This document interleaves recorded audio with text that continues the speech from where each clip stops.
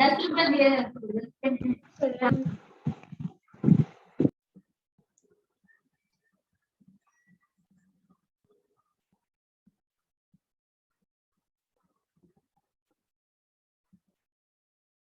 Guys, just give me 5 minutes से बाकी लोग एडमिट हो जाए, फिर मैं आपको स्टार्ट कराती हूँ।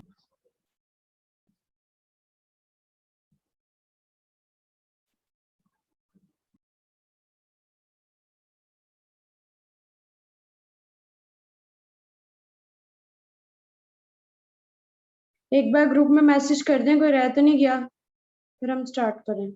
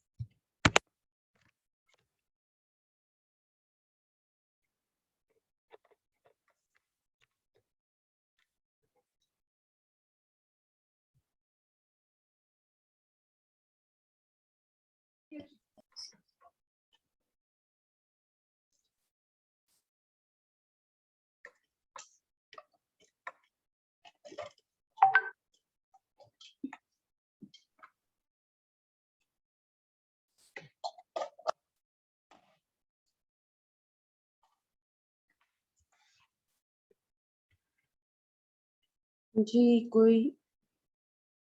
कोई ना व्हाट्सएप पे कोई एक बंदा देख ले, कोई रह तो नहीं गया, अदरवाइज मैं स्टार्ट करूँ।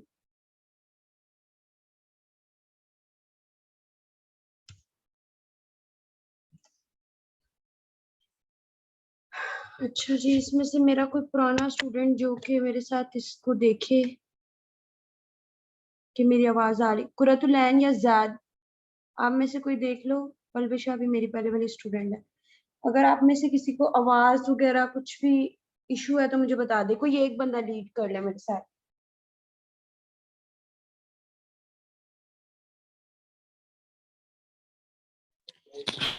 जी मैडम, आपकी आवाज ठीक आ रही है।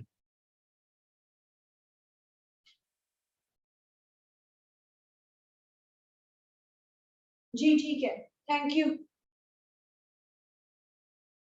चलिए हम स्टार्ट करते हैं फिर। आई थिंक इतना ही है, मजीद तो मेरे पास नहीं कोई शोर है। बिस्मिल्लाहिर्रहमानिर्रहीम। ऑलराइट, एक मिनट, फिर से आ गई एक स्टूडेंट।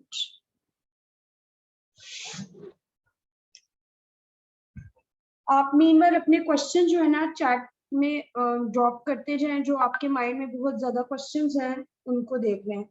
ये मैं अपना इसको बंद करने लगी हूँ, तो आप में से ही देखेंगे बाकी लोग ना, क्योंकि अदरवाइज में ये हमें डिस्ट्रैक्ट करेगा, बार बार स्किप सोएं।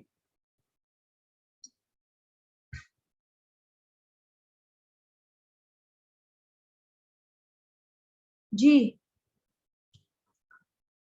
अच्छा जी, आई एम सपोजिंग कि आप सबको मेरी आवाज आ रही है और मैं शुरू कर रही हूँ। बिस्मिल्लाहिर्रहमानिर्रहीम। अच्छा जी, सबसे पहले द फर्स्ट थिंग फर्स्ट के ये बेसिकली आज का सेशन रखने के पीछे ऑब्जेक्टिव क्या था।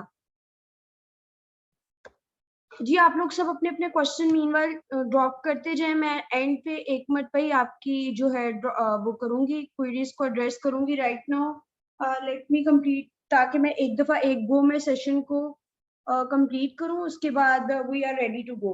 ठीक है, सबसे पहले जो चीज you people need to understand, हमारे यहाँ पे एक माइंडसेट है कि हमने हर चीज को स्क्रैच से करना है और लाइक बिल्कुल फर्स्ट तैयार करना। किसी और का माइक मेरे साथ है, अदरवाइज मेरे को डिस्ट्रैक्शन हो रही है।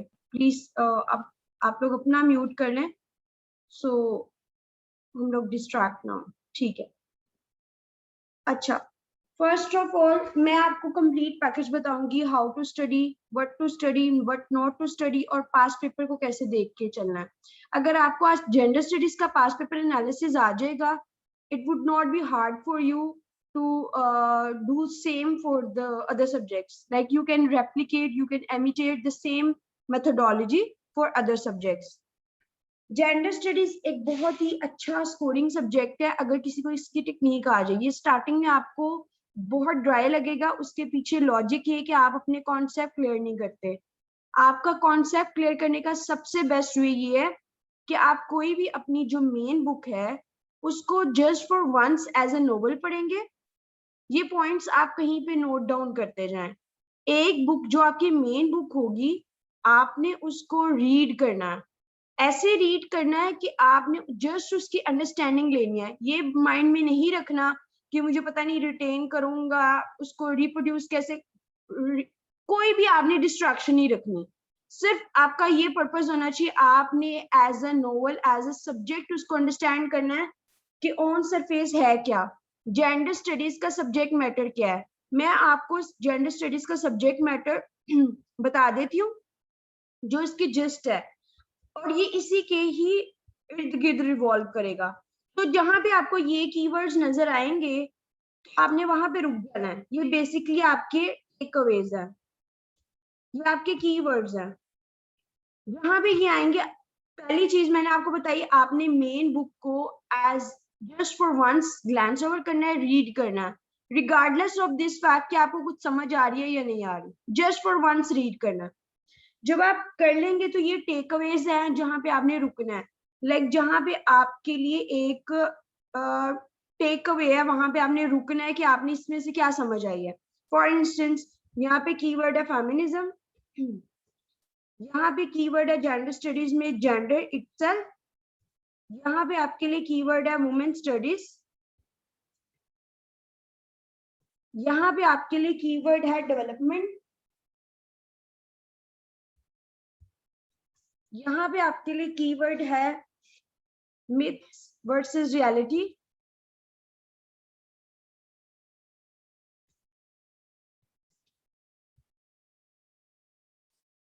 गवर्नेंस. ये 10 एसेंशियल्स आपके माइंड में आपके टिप्स पे होने चाहिए. फेमिनिज्म तो एक मेजर है, जेंडर आपका मेजर है, वुमेन स्टडीज आपका मेजर है. By the time you will get to know ये नैरो डाउन होगा. अच्छा, you people must be very smart enough. आपने हर चीज नहीं करनी. जो मैं आपको टेक अवेज बता रही हूँ ये प्रायोरिटी वाइज बता रही हूँ, इसके पीछे लॉजिक है. So you people need to understand this fact कि आपने जब ग्लैंस रीडिंग करनी है तो ये टेक अवेज को सामने रखना है कि मैंने इन 10 चीजों का एनालिसिस बेसिक मेरे क्या है, ये जो जार्गन्स हैं और इस बुक में जो लिखा हुआ है मेरी इसके बारे में क्या अंडरस्टैंडिंग है. क्या आप लोगों को इतनी बात समझ आ गई है? कोई एक बंदा अपना अनम्यूट रखे और वो क्लास को साथ साथ बताता जाए, रिप्रेजेंट करे कि समझ आ रही है या नहीं. कोई एक स्टूडेंट, एनी वॉलंटियर मैम जी मैडम. जिसकी तरफ कोई डिस्टोर्शन ना हो, बस वो एक बंदा. स्वाबा आपकी तरफ कोई डिस्टोर्शन नहीं है, मैं फिर अब आपको दे रही हूँ, बाकी सब लोग म्यूट कर लें. ठीक है मैम. बाकी सब जी लोग मैम. काइंडली म्यूट कर ले. स्वाबा अब इसको लीड करेंगी. जस्ट आपने मुझे नोट देते जाना है कि you people are getting my point or not. Yes, ma'am. No need to play your video or anything else, just अपनी हाइड कर ले. अच्छा जी, आपकी जो मेन बुक है आपकी बेसिकली एक होगी मेन बुक. फॉर इंस्टेंस ये आपने बना ली मेन बुक, इसको आपने ग्लैंस करना है, रीड करना है फॉर वंस.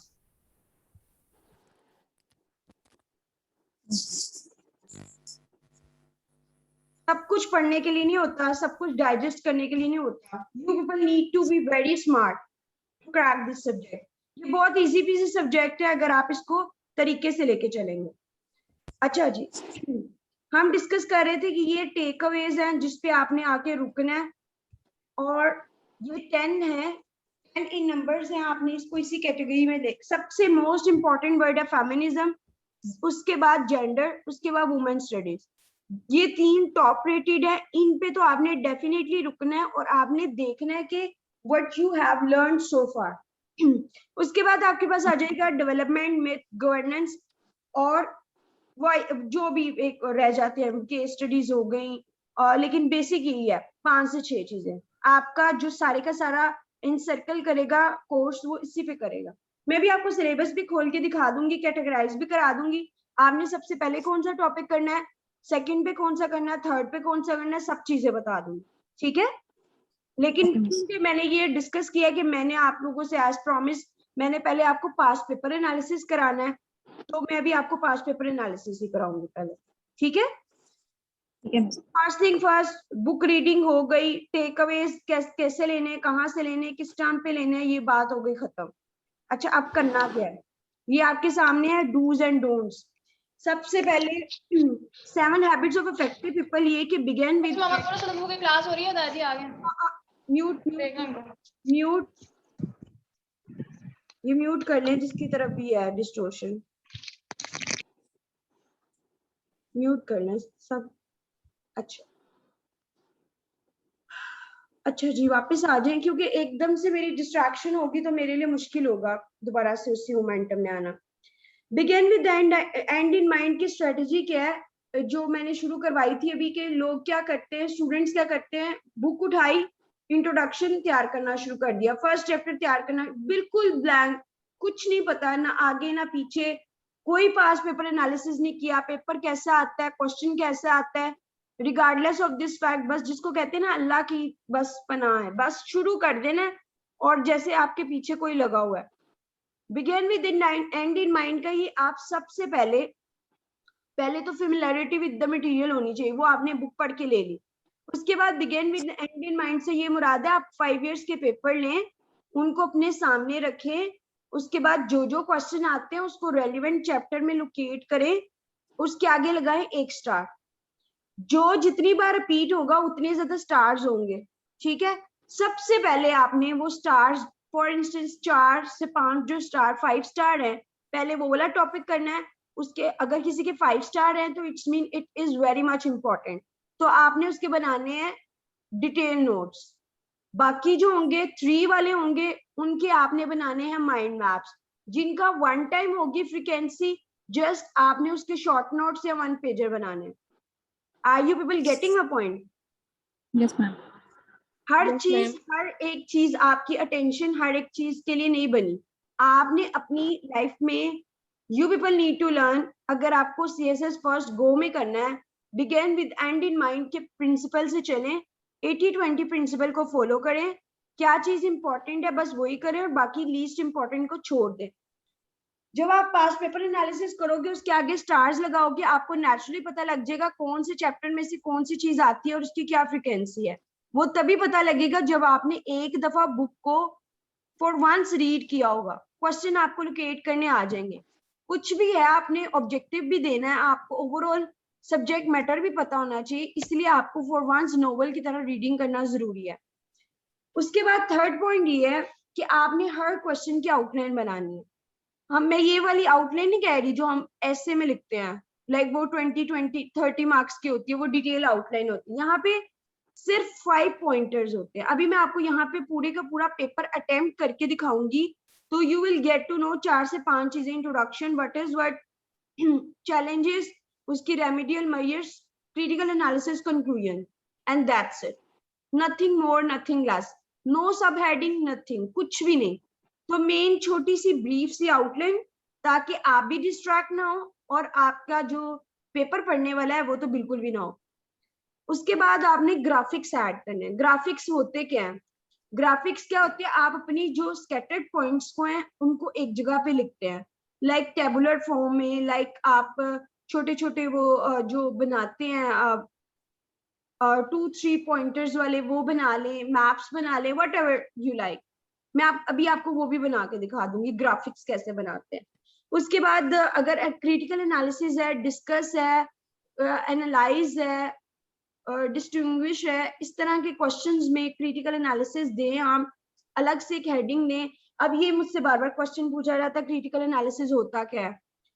क्रिटिकल एनालिसिस कोई अलग से चिड़िया का नाम नहीं है। Critical analysis very much easy PG, 4 से 5 लाइनों का आपकी अपनी अंडरस्टैंडिंग के मुताबिक आपका किस तरफ पर्सपेक्टिव क्या उस क्वेश्चन के बारे में, वो आपने अपने मुताबिक लिखना है। मतलब आपने जो पूरा उसका टॉपिक है उसका जो उसने गिवन क्वेश्चन है उस पर्सपेक्टिव को लिखना है 3 से 4 लाइनों में, nothing more nothing less. Qurratulain, मैं इस सेशन को लेट मी कंप्लीट, उसके बाद मैं आपके सारे FAQs लूंगी, just wait a bit, let me complete. Might भी अगर आप मुझे सुनते रहेंगे तो आपके सारे क्वेश्चन यहीं पे रिजॉल्व हो जाएंगे, क्योंकि मुझे पता है आ जाके यही क्वेश्चंस होते हैं, ठीक है। नेक्स्ट में जो स्टूडेंट बहुत ज्यादा मिस्टेक करते हैं वो पेपर में पूरा पूरा पैराग्राफ लिखने के चक्कर में है।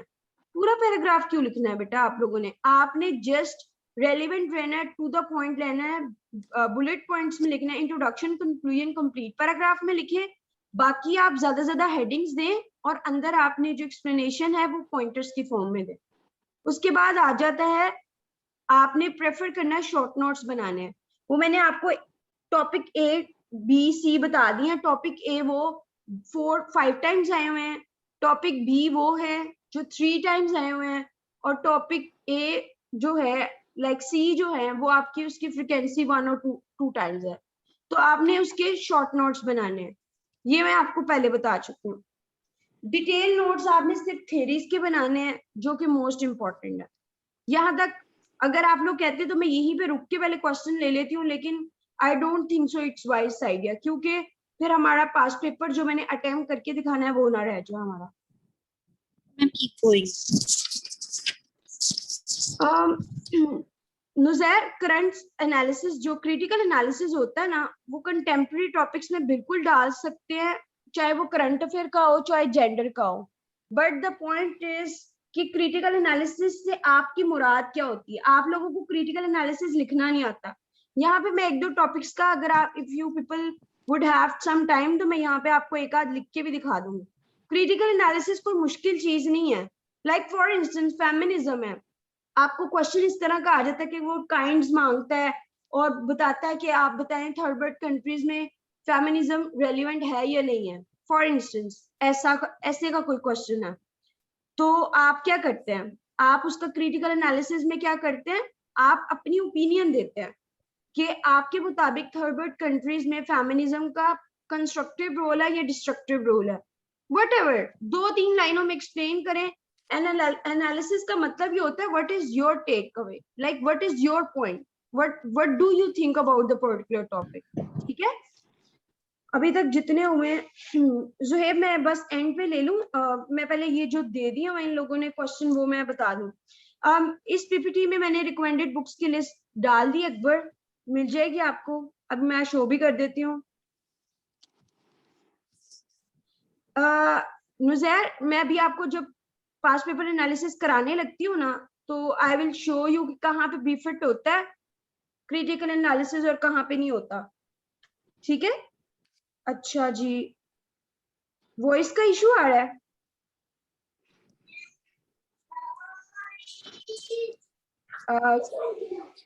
ये किसी की तरफ अब क्यों ये है लाइक म्यूट कर, म्यूट।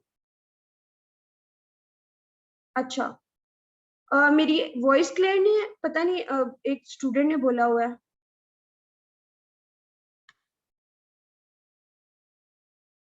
अच्छा, पता नहीं, फिर कुछ लोगों को नहीं क्लियर लग रही। अच्छा जी, अभी तक के मैंने ऑलमोस्ट सब कर दिए हैं एड्रेस क्वेश्चन जो थे। जी बेटा युसरा, मैंने आज हाउ टू अटेम्प्ट वाला पार्ट ही कराना है। रिकमेंडेड बुक्स मैं बता चुकी हूँ, लिख भी चुकी हूँ, शो कर देती हूँ अभी। ऑलराइट, ये रही रिकमेंडेड बुक्स, ये मैंने आपके सामने शो किया। एक को आपने मेन बुक बना लेना है, बाकी को रिसर्च पब्लिकेशंस। जिसको मटेरियल ना मिले, मैं बल्कि इस ग्रुप में इंपॉर्टेंट आर्टिकल्स शेयर कर दूंगी, ठीक है। ये 2 बुक्स और वो मटेरियल जो मैं शेयर करूंगी, that would be more than sufficient, nothing else to concern.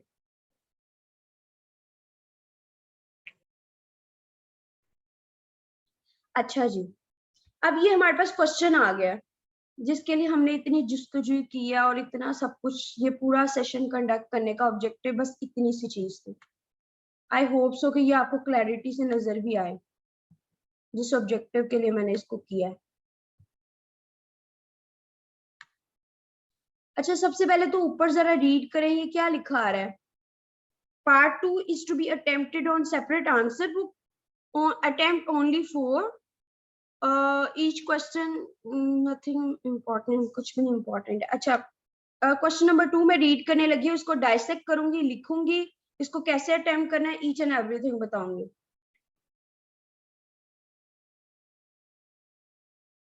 बेटा मैं सबसे पहले 2021 ही करने लगी हूँ।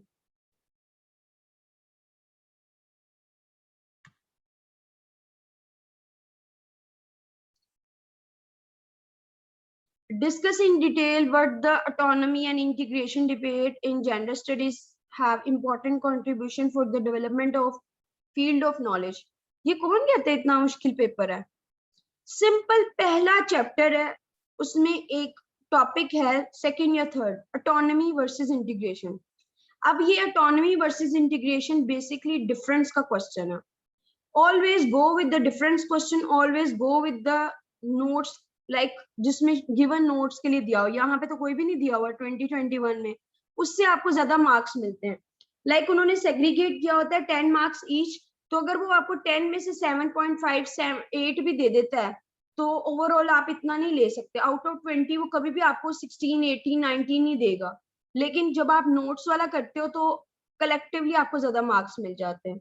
So always go with the like, अगर पार्ट्स वाले क्वेश्चन है और आते भी हैं, द फर्स्ट थिंग इज आते भी हूँ तभी आप करेंगे। अब जब ये वाला क्वेश्चन है ना डिस्कस, यहाँ पे मुझे एक स्टूडेंट पूछ रहा था कैसे पता लगेगा हम क्रिटिकल एनालिसिस किसका करें और किसका ना करें। अब ये जो फर्स्ट क्वेश्चन है, discuss in detail but the autonomy and integration, there are basically five keywords, 5 terms: discuss, critically analyze, how part, मेयर्स। ये सारी चीजें जो है ये डिफरेंट कीवर्ड्स है, हमें बताती है, डिट्रैक्ट करती हैं कि हमने किस तरफ जाना है। ये नहीं कि हमने सब कुछ उसमें लिखना शुरू कर देना। डिस्कस का मतलब है he is more interested in detail giving like definition, उसकी एग्जांपल्स, वो इस चीज में इंटरेस्टेड है, उसको इस चीज क्रिटिकल एनालिसिस नहीं चाहिए। उसने बस ये कहा कि आप डिस्कस करें डिटेल में ऑटोनॉमी क्या है, उसकी कितनी टाइप्स हैं, उसका क्या रोल है, उसकी क्या सिग्निफिकेंस है, उसका क्या स्कोप है, उसका क्या डिफरेंस है। ये 5-6 एलिमेंट डिस्कस करने हैं। Same goes with the integration, how they are interrelated. उसके बाद आपने ये बताना है, ये सारी एक्स्ट्रा बात है, have important contribution for the development of the field of knowledge. Simple उसने पूछा इतनी बात कि ऑटोनॉमी और इंटीग्रेशन जेंडर स्टडीज में उनका क्या रोल है। अब क्वेश्चन यहाँ से शुरू होता है, मैं भी इसको अटेम्प्ट भी करके दिखाती हूँ।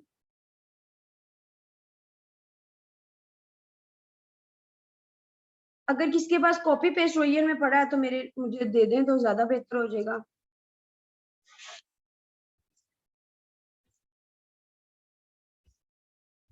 मैं फिलहाल छोड़ के लिख रही हूँ autonomy versus integration in gender studies. हमने सारे पेपर डिस्कस करने हैं, ठीक है। पहली चीज डिस्कस, ब्रीफ आउटलाइन सबसे पहले तो बनाएंगे एग्जाम में। इंट्रोडक्शन, ये आपके लिए भी एक डायरेक्शन होती है और अगले बंदे के लिए भी डायरेक्शन होती है, ताकि आप लोग इधर उधर अपने आप को डिविएट ना करें। इंट्रोडक्शन हो गया, what is meant by autonomy. 2 terms हैं तो सबको सेपरेट करके लिखना है, लालच नहीं करने के इकट्ठे ही कर लेते हैं, नो वेज। जब आपको उसने पूछा इस बारे में तो कोशिश करें डिटेल में उसको बताएं। What is meant by integration, similarities,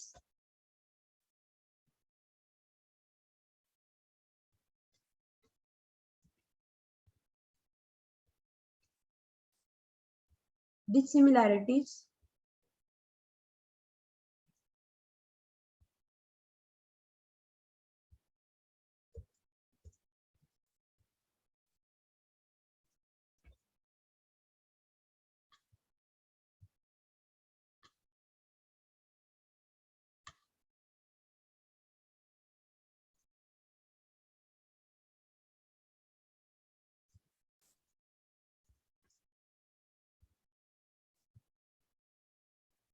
pointers में देने में कौन सा हमें मसला पड़ेगा, 4-5 अगर हम सिग्निफिकेंस के पॉइंट दे देंगे बुलेट पॉइंट्स में तो it's not a big deal, trust me, बहुत इजी हो जाएगा आपके लिए। कुछ नहीं तो उसको उसकी फॉर्म में दे दो, ग्राफिक्स की फॉर्म में दे दो। मैं साथ में चाय पी रही हूँ इसलिए मेरी टाइपिंग बहुत वो हो रही है, इसलिए डोंट जज मी ऑन दिस। या मुझे 1 सेकंड दे दे, मैं लेती हूँ कंप्लीट।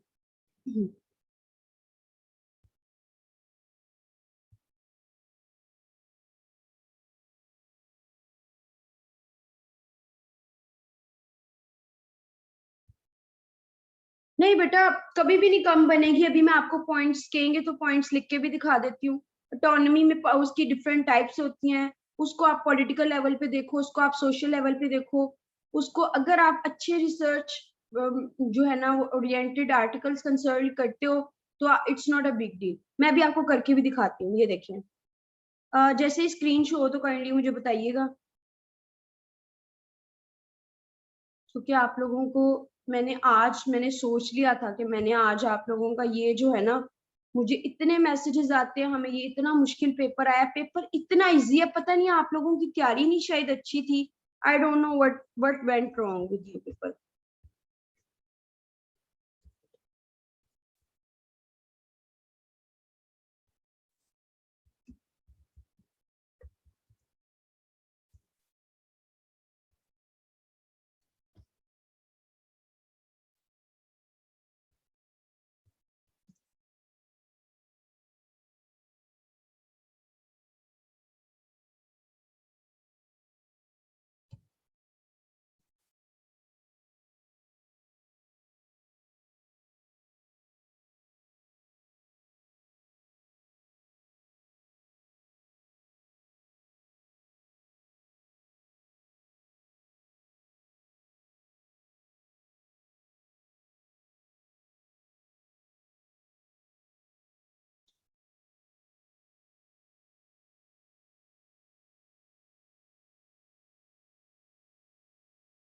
मैंने जो अपने स्टूडेंट्स को दिए थे टॉपिक्स, आप जाके खुद भी ब्लॉग पे चेक कर सकते हो, उसी में से आया, बाहर कुछ भी नहीं आया।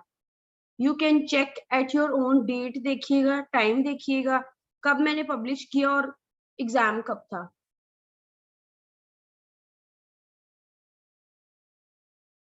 नहीं, इट्स नॉट रेलेवेंट।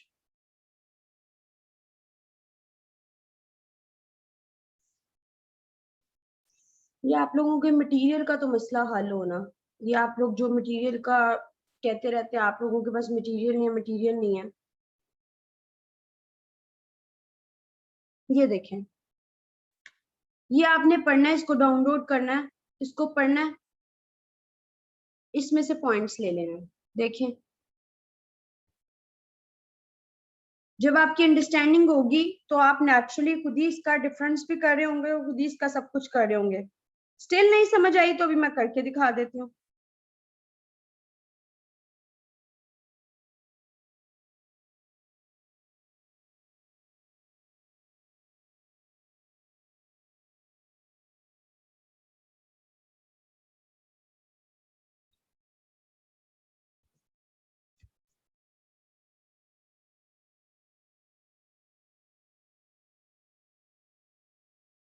अच्छा, इन केस ये हो जाएगी तो हम, आपने घबराना नहीं है कि पता नहीं कहाँ पे हम चले गए, दोबारा से हम लोग इसको रीज्वाइन कर सकते हैं। आफ्टर 40 मिनट्स ये लिंक एक्सपायर कर जाता है।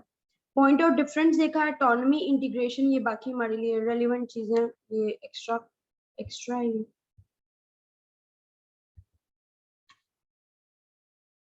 एनीवेज, इसको हम बाद में देखते हैं, मैं आपको पहले पॉइंट ऑफ डिफरेंस तो बता दूं। सब्जेक्ट मैटर, ऑटोनॉमी में इंडिपेंडेंस है,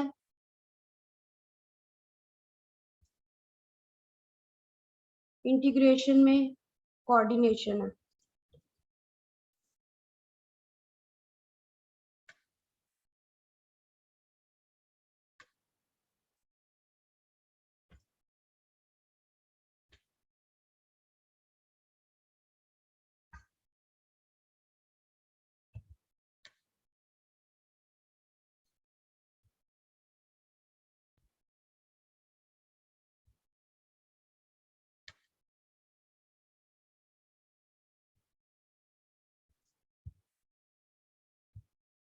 इसी तरह से आपने पॉइंट ऑफ डिफरेंस और बताना है।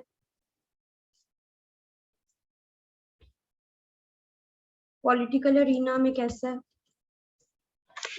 इकोनॉमी का ये सब्जेक्ट मैटर है कि आप लोग उनको एक सेपरेट स्पेस दें।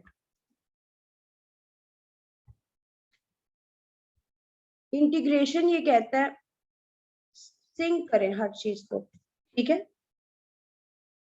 Are you people getting a point?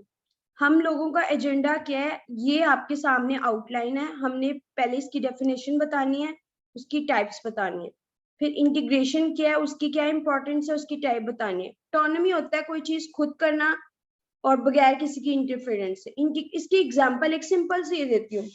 Government ने एक पॉलिसी बनाई है कि उन लोगों ने अब एजुकेशन पे स्पेंडिंग ज्यादा करनी है। अब उन्हें समझ नहीं लग रही वो ऑटोनॉमी वाली अप्रोच को फॉलो करेंगे इंटीग्रेशन में। ऑटोनॉमी ये होगा कि हम लोग क्या करें, फीमेल्स एजुकेशन को प्रमोट करना है तो अगर पहले 5 स्कूल्स हैं तो 5 मजीद बना दें, इंफ्रास्ट्रक्चर को इम्प्रूव करें।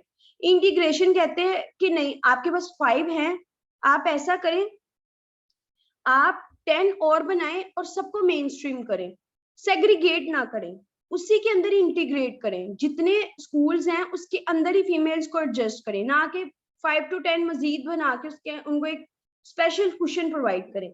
इंटीग्रेशन का ये कॉन्सेप्ट है, सिंपली आप समझ लें कि वो हर चीज को इंटरकनेक्टेड, जो ऑलरेडी एग्जिस्टिंग इंफ्रास्ट्रक्चर है वो उसी को मेन स्ट्रीम में लाना चाहते हैं। ये नहीं कि उनको स्पेशल ट्रीटमेंट दिया जाए।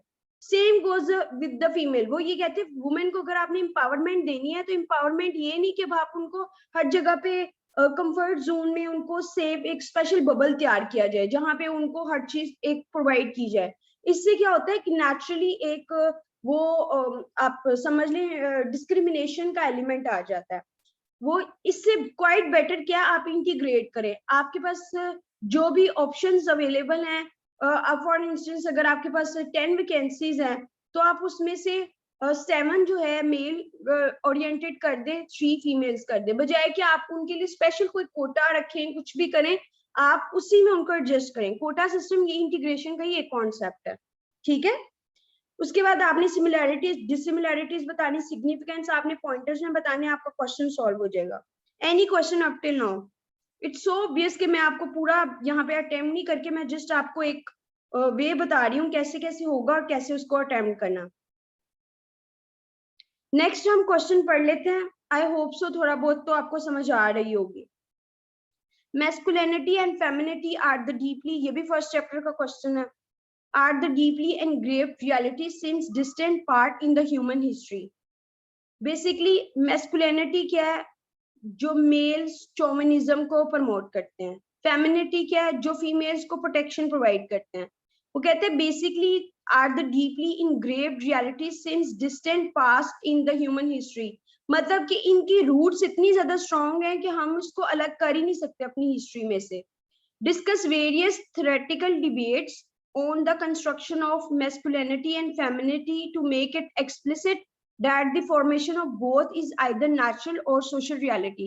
Support your argument with real life example. It's the simple concept. बताइए कौन से वाला theory के बारे में डिस्कस कर रहे हैं? किसी को आइडिया है?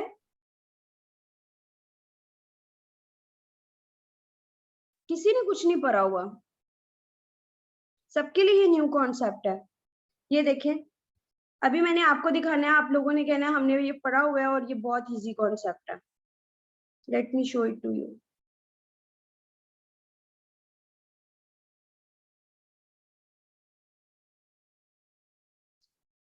सिमिलैरिटी जैद, सिमिलैरिटी ये थी कि दोनों का एक ही एजेंडा है कि फीमेल्स को और जो वुमेन स्टडीज है उनको, जेंडर को सोसाइटी में मेन स्ट्रीम करना और उसको प्रोडक्टिव पर्पस के लिए यूज करना, ठीक है।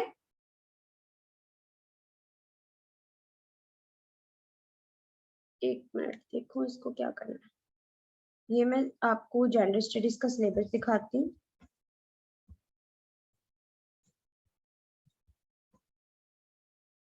ये देखिए टॉप पे लिखा हुआ आएगा, आपको मिलेगा।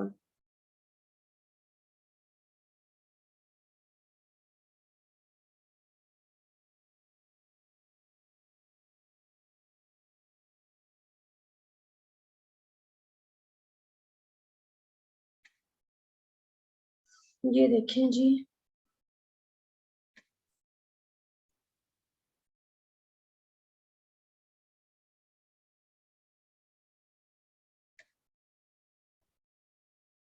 This is the answer.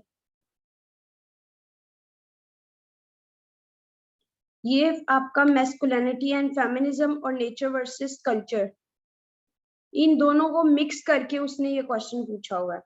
अब मैं आपको बताती हूँ इसको सोल्व कैसे करना। Very easy PG. जस्ट अगर आपका कॉन्सेप्ट क्लियर होता तो आपके लिए कोई मुश्किल नहीं थी। अब दोबारा आए इस पे। इतना तो आपको समझ आ गया ना मैस्कुलिनिटी क्या है। ये एक थ्योरी है जिसमें मेल्स को एक कंड्यूसिव एनवायरनमेंट देने के लिए स्टेप्स किए जाते हैं। हम और उनका ये कॉन्सेप्ट है कि आप लोग फीमेल्स को स्पेशल डिस्क्रिमिनेटेड ट्रीटमेंट देते हैं, तो जब उस ट्रीटमेंट की वजह से जो डिस्क्रिमिनेशन होता है, जो एक सेग्रीगेशन होती है जेंडर्स में, उसको कौन एड्रेस करेगा। इसीलिए मैस्कुलिनिटी उसको एक समझ ले बीफ अप कर रही है, सपोर्ट कर रही है। बेसिकली वो इन दो कॉन्सेप्ट के बारे में पूछ रहा है, और तीसरी चीज वो कह रहा है कि आपने ये कंस्ट्रक्शन कैसे बनी है, जिसको हम कहते हैं कंस्ट्रक्शनिज्म ऑफ जेंडर स्टडीज। ठीक है। तीसरी वो चीज पूछ रहा है कि आपने रियल लाइफ एग्जांपल बतानी है। क्या ये मुश्किल है हमें रियल लाइफ एग्जांपल ना बनानी पड़े। फॉर इंस्टेंस हमारे यहाँ पे गायनाकोलॉजिस्ट है, उसमें किसको प्रेफरेंस दी जाती है, आज भी फीमेल्स को दी जाती है। जो जेट फाइटर्स है, किसको इंपॉर्टेंस दी जाती है, मैस्कुलिन वो वाली क्लास को दी जाती है। तो ये रियल लाइफ एग्जांपल्स हैं जिससे ये बताया जाता है कि हमने ये डीप रूटेड रियलिटीज है, इसको कोई भी अनडू नहीं कर सकता। ये डिबेट डे 1 से है। क्यों? क्योंकि हमारे यहाँ पे एक कॉन्सेप्ट है नेचर वर्सेस नर्चर का। नेचर वर्सेस नर्चर का कॉन्सेप्ट एक्चुअली है क्या? नेचर के कॉन्सेप्ट में ये होता है कि जो हम नेचर में कोई नेचुरली कोई थर्ड पार्टी की इंटरफेरेंस नहीं होती। नर्चर ये कहता है कि नहीं, इसमें हो सकती है। वो इसलिए कि जैसे का हमें कंड्यूसिव एनवायरनमेंट मिलता है, वैसे कि हमारी जो आइडेंटिटीज शेप होती हैं। ठीक है। नेचर में किसी चीज का इन्फ्लुएंस नहीं होता। वो कहते हैं जो हम बन चुके हैं वो ही हैं, कोई भी इसको अनडू नहीं कर सकता। कर लें काइंडली, मेरा ख्याल है आप लोगों की बातों से ज्यादा मेरा ख्याल है ये ज्यादा इंपॉर्टेंट है। पहले आप सुन लें, बाद में आप लोग दूसरों को डिक्टेशन दीजिए। क्वेश्चन को अंडरस्टैंड करना इज वेरी मच इंपॉर्टेंट, जहां पे आप लोग लैक करते हैं। अब देखिए आपके सामने क्वेश्चन पढ़ रही हूँ, अब किसको नहीं पता होगा मैस्कुलिनिटी क्या है, किसको नहीं पता होगा फेमिनिन। फर्स्ट चैप्टर में से क्वेश्चन आ रहे हैं, कहीं से बाहर से नहीं आ रहे। दूसरा उसने कंस्ट्रक्शन पूछी है। कंस्ट्रक्शन कैसे होती है? मिसाल के तौर पे हमारी सोसाइटी में ये डीप रूटेड कॉन्सेप्ट है, मेल्स हैं उनके लिए ब्लू कलर होता है, मेल्स हैं लड़के रोते नहीं है, मेल्स हैं उनको इस तरह से बनाया गया हुआ है। एक